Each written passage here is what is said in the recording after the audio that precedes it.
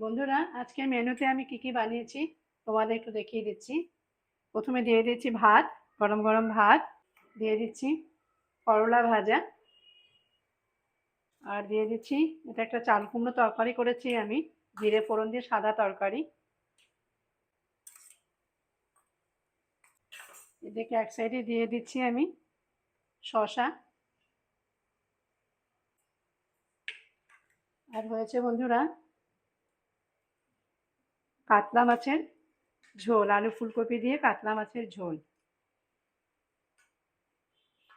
দেখো কাতলা মাছের পিসগুলো খুবই বড় বড়। আলু আর ফুলকপি দিয়ে করেছি। কাঁচা লঙ্কা দিয়ে দিলাম, আর একটা মাছের পিস দিয়ে দিলাম। আমার কাকুকে দুটো পিস দিয়ে দিচ্ছি।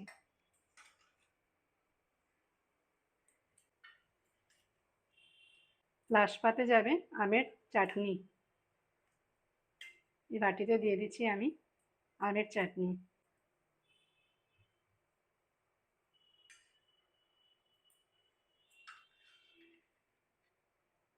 আর দিয়ে দিচ্ছি একটা কাঁচা লঙ্কা।